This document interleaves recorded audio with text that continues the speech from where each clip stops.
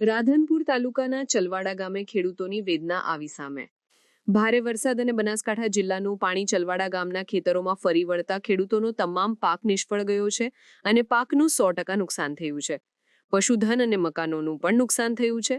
સરકાર સમક્ષ ચલવાડા ગામના લોકો, ખેડૂતો, ખેતમજૂરો અને પશુ માલિકોએ મદદ આપવા માંગણી કરી છે।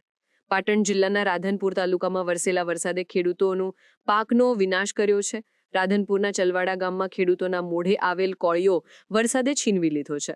પાક પાણીમાં ગરકાવ થતાં નિષ્ફળ ગયો છે। વરસાદ રોકાયા અને 7 દિવસ વીત્યા છતાં ખેતરોમાં પાણી ઓસર્યા નથી। ખેડૂતોને તૈયાર થયેલ મગ, અડદ, તલ, એરંડા, બાજરી, જુવાર સહિતના પાકો પાણીમાં ગરકાવ થયા છે।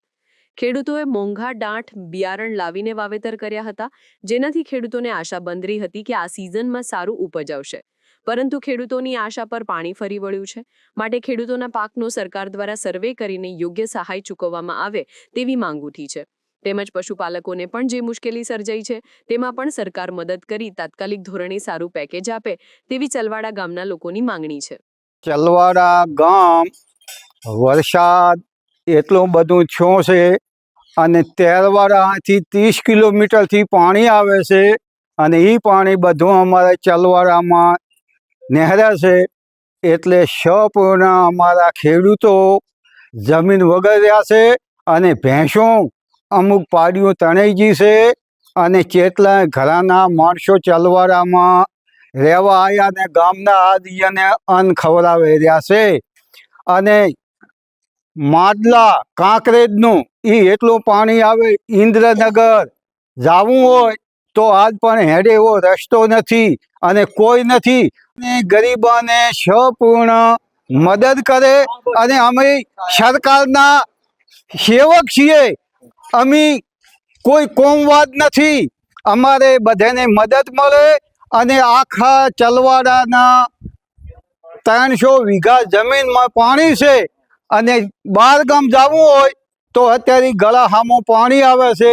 તો મારે સરકારશ્રીને વિનંતી કે મારા સામે જોવે અને અમારા ગુજરાતમાં અધ્યક્ષ શંકરભાઈ હોય, શંકરભાઈની નજર હમણાં પડે અને અમારા ગરીબોનો વિકાસ કરે એવું હું સરકારને વિનંતી કરું છું। મારું નામ ઠાકોર સોમાભાઈ મેવાભાઈ, ગામ ચલવાડા, તાલુકો રાધનપુર। અમે ચલવાડા ગામ અમારું ભૌગોલિક દ્રષ્ટિએ આમ નીચાણવાળા વિસ્તારમાં આવે છે, બનાસકાંઠાની સરહદની નજીક આવે છે। બાજુમાં રોયટા ગામ બનાસકાંઠામાં આવે છે। જે બનાસકાંઠામાં પૂર આવ્યો એનું પાણી, તમામ પાણી અમારા ગામની અંદર આવે છે, મોટા ભાગનું પાણી। એના કારણે અમારા ગામમાં તમામ સીમ, આખી સીમ ડૂબમાં ગયેલી છે। ઘણા જે સીમમાં રહેવાવાળા લોકોને સ્થળાંતર કરાવવું પડ્યું છે।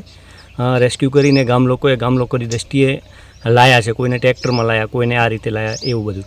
અને એરંડા, અડદ, જુવાર, ગવાર જેવા તમામ જે ચોમાસું પાકો કહેવાય એ નિષ્ફળ ગયા છે।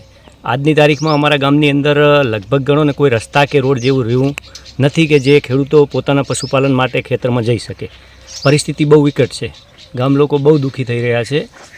ગામની મોટા ભાગની આવક અત્યારે હાલમાં પશુપાલન ઉપર છે। પશુપાલનમાં બહુ વધારે તકલીફ છે। અહીંયા નથી તો કોઈ જગ્યાએ ઘાસચારાની સુવિધા રહી કે નથી કોઈ લોકોનું જે વાયેલું ધાન રહ્યું, આવી પરિસ્થિતિ છે। આ પરિસ્થિતિ વચ્ચે લોકો મુશ્કેલીમાં, તકલીફમાં જીવી રહ્યા છે। તાલુકાનું ચલવાડા ગામ છે, અમારા ગામની અંદર લગભગ 500 વીઘા ગામની અંદર બધી જગ્યાએ પાણી ભરાઈ ગયું છે અને ટોટલ સર્વે પાકની અંદર બધું નિષ્ફળ ગયું છે। 0% વરસ છે ચલવાડા ગામની અંદર પાણી બહુ પુષ્કળ આવતા, અને અમારા ગામને સરકારશ્રીની વિનંતી કે અમારા ગામને સહાયની મદદ કરે એવી અમે વિનંતી કરે છે। મારું નામ છે પરમેશભાઈ રગાભાઈ ચૌધરી, ગામ ચલવાડા, અને ગામનું સર્વે કરી અને મદદ કરવા વિનંતી। નીરુબેન પરવીણભાઈ, ગામ ચલવાડા, અમારા પાણીનો નિકાલ કરો। બધું ખેતરમાં તણાઈ ગયું છે, જુવાર, બાજરી, આયડા, ગવાર બધું પાણીમાં તણાઈ ગયું છે। અમારે શું માલને ખવડાવવું, મનિકને શું ખવડાવવું, અને પાણીનો નિકાલ કરો। અમારે ભેંસોની પાડીયું નોની તણાઈ ગઈ છે, ભેંસું દુવા નહીં હાલતી, અમારે કંઈક નિકાલ કરો પાણીનો। બધું 4 પાડીઓ અમારે। શું નામ તમારું? નીરુબેન ઠાકોર, નીરુબેન પરવીણભાઈ। સાહેબ જો ગામ ચલવાડો રબારી અમરધામા, મારા ચલવાડાના ગામની અંદર સાહેબ આખું ગામની અંદર પાણી જ પાણી છે। આખું પાક નિષ્ફળ ફેલ થઈ ગયું, કોઈ અધિકારી હાજરી આપી નથી।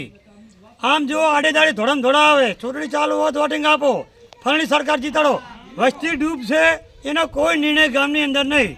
તો મારો ગામનું તળ કેવી રીતે જીવે, માલ કેવી રીતે નફાડે? ગામની અંદર ચારે બાજુ ગામ ડૂબમાં પાણી, માલ શું ખાય, માણસ શું ખાય? તો સાહેબ પાણીનો ને હજુ આ બધું પાક નિષ્ફળ ફેલ. જુઓ અડદ, આયડા, જુવાર, તમામ ધાન અમારો બધું ફેલ છે. તો સાહેબ તમારે અધિકારીને આ સાહેબ હાજરી આપવી પડે. બરાબર, પાણીનો ગમે તે નિર્ણય કરો, આ તો ગામ આખું ડૂબમાં જ છે.